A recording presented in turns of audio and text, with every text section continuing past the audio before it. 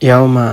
تبیض وجوہ وتسود وجوہ فأما الذین اسودت وجوہہم اکفرتم بعد ایمانکم فذوقوا العذاب بما کنتم تکفرون۔ یوم، جس دن، تبیض،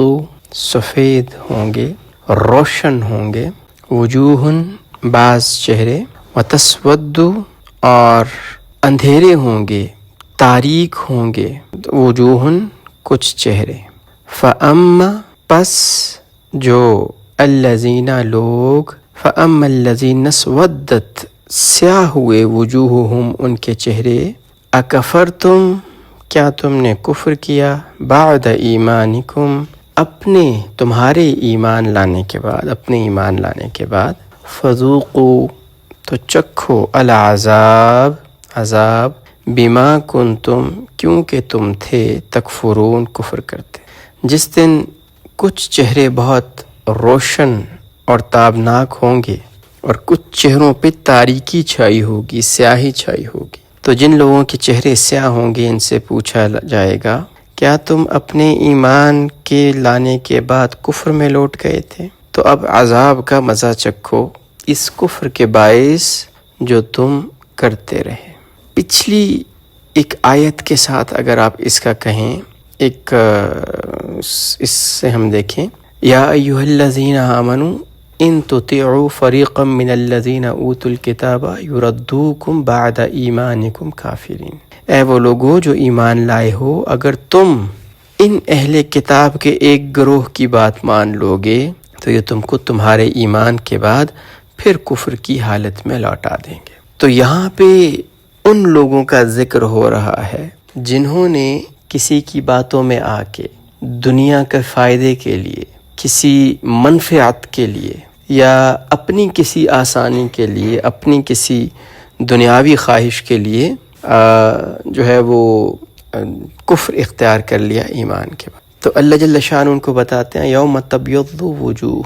یہ قرآن میں کئی جگہ آتا ہے، جس دن کئی چہرے سفید ہوں گے۔ ویسے بیضاء، بیض ہوتا ہے سفید کو، سفیدی کو کہتے ہیں۔ تبیض سے مراد کہ جب لائٹ اپ ہو جاتا ہے چہرہ، یعنی ہمارے چہرے سے روشنی پھوٹنے لگتی ہے۔ دیکھیں ہمارا چہرہ جو ہے نا وہ بہت سی جو اندرونی احساسات ہیں ان کو ظاہر کرتا ہے، جن میں سے ایک جو فیلنگ ہے، جب ہم خوش ہوتے ہیں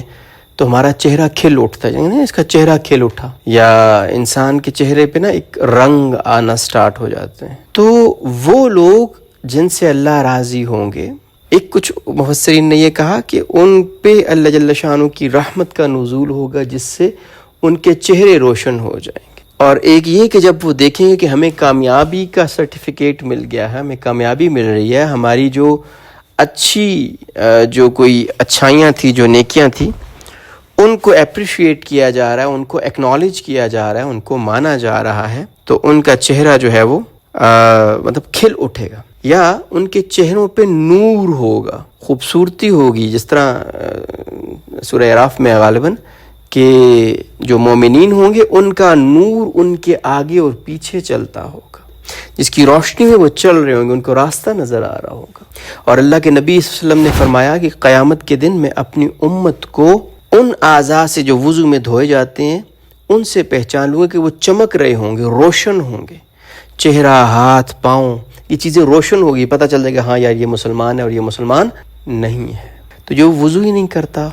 اس کا چہرہ کہاں سے روشن ہوگا، وہ نور کہاں سے لائے گا؟ جیسے قرآن میں آتا ہے نا کہ وہ جب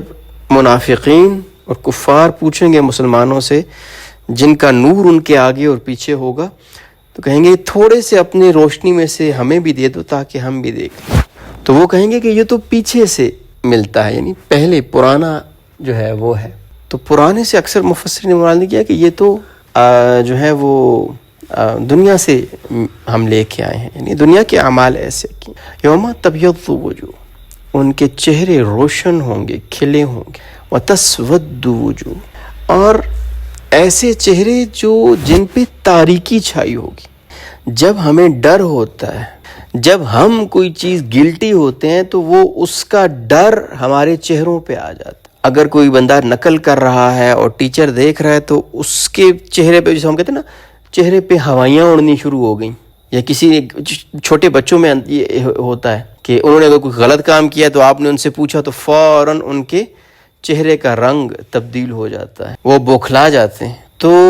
مفسرین کچھ فرماتے ہیں کہ اس سے مراد یہ ہوگی کہ پہلے تو قیامت کا منظر ہوگا نا، ہر چیز ٹکرو رہی ہوگی، سارے کے سارے پاگلوں کی طرح بھاگ رہے ہوں گے، سمجھ ہی کچھ نہیں آ رہی ہوگی۔ اس وقت سب کو یہ ہوگا کہ سب کے لیے ہے۔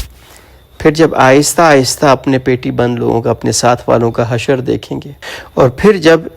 ہماری باری آئے گی، اللہ ہمیں اس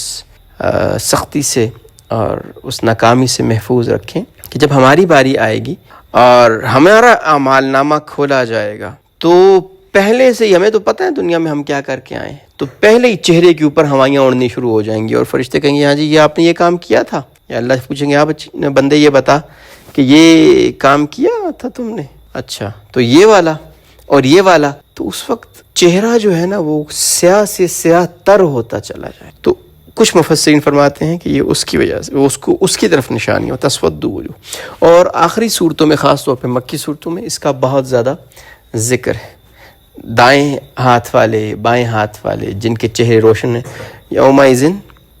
وجوہ یومئذ مسفرہ ضاحکۃ مستبشرہ ووجوہ یومئذ علیہا غبرہ۔ تو اس کا بہت ساری، خاص طور پہ 30ویں پارے میں بہت ساری صورتوں کے اندر اس کا ذکر ہے، چہروں کے روشن ہونے کا اور چہروں کے تاریک ہونے کا، چہروں کے سفید ہونے کا، چہروں کے کالا ہونے کا۔ تو اللہ جل شانہ ہمیں ان میں سے شامل فرما دیں جن کے چہرے اس دن اللہ روشن کر دیں گے۔ اور ایک طریقہ اللہ کے نبی صلی اللہ علیہ وسلم نے اپنا چہرہ روشن کرنے کا بتایا کہ وضو کریں۔ ظاہر ہے وضو جو کرتا ہے وہ نماز بھی پڑھتا ہے، تو وضو کے جو اعضاء ہیں وہ چمکیں گے، ایک یہ طریقہ ہے۔ اس کے علاوہ اللہ نے ہمیں پچھلی بہت واضح بتا دیا، وَاعْتَصِمُوا بِحَبْلِ اللَّهِ جَمِيعًا وَلَا تَفَرَّقُوا وَاذْكُرُوا نِعْمَةَ اللَّهِ عَلَيْكُمْ۔ اللہ کی نعمتوں کا شکر ادا کرو، اللہ کی نعمتوں کا تذکرہ کریں، اللہ کی رسی کو مضبوطی سے تھام لیں، ہر اس رسی کو جو اللہ کی طرف لے کے جاتی ہے، سب سے بڑی رسی، سب سے مضبوط، قرآن، نماز، صدقہ، روزہ، حج، زکوٰۃ، صلہ رحمی، لوگوں کے ساتھ نرمی سے، محبت سے پیش آنا، لوگوں کا خیال رکھنا، یہ ساری کی ساری وہ رسیاں ہیں جو انسان کو اللہ سے جوڑتی ہیں۔ اور یہی طریقوں کے ذریعے، اور امر بالمعروف نہی عن المنکر، لوگوں کو اچھائی کی دعوت دینا، یہ ساری چیزیں ہیں جو یوم تبیض وجوہ کی طرف اشارہ کرنے والی ہیں۔ فَأَمَّا الَّذِينَ اسْوَدَّتْ وُجُوهُهُمْ، تو پھر وہ لوگ کہ جن کے چہرے سیاہ ہو گئے، ان سے کہا جائے گا یا ان سے پوچھا جائے گا اکفرتم بعد ایمانکم، تم وہی ہو نا کہ جنہوں نے ایمان لانے کے بعد کفر کیا، جن کو علم ہو جانے کے بعد جنہوں نے اللہ سے کے احکامات سے منہ موڑ لیا، تم وہی ہو نا۔ تو دیکھیں، اگر تو ایک ہے نا کہ سزا سنا دی جائے تو وہ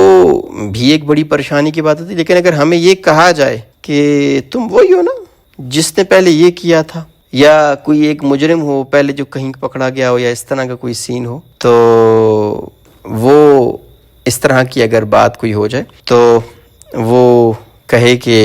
تم وہی ہو نا جو اس کیس میں بھی تھے، کہے گا یار میں نے یہ کیا نہیں کیا، میری تو خیر نہیں ہے۔ تو اکفرتم بعد ایمانکم، تم وہی ہو جنہوں نے ایمان لانے کے بعد کفر کیا، فذوقوا العذاب بما کنتم تکفرون، تو پھر چکھو مزہ عذاب کا۔ اب وہ جو تم نے کفر کیا تھا نا، وہ جو تم نے تھوڑے سے فائدے کے لیے، تھوڑے سے نفع کے لیے، تھوڑے سے مزے کے لیے جو تم اللہ کا انکار کرتے رہے، جو تم نے اس وقت جو ہے یہ کام کیا، تو اب مزہ چکھو جہنم کا، آگ کا، عذاب کا۔ تو اور اس کا جو پچھلی اگر آیت سے ہم تھوڑا سا تعلق جوڑیں تو اس کا تعلق اسی سے بنتا ہے کہ ہمارے پاس جو اللہ کی ایک ہمیں اللہ نے دیا ہوا ہے، جو ہدایت دی ہوئی ہے، اس سے جڑے رہیں۔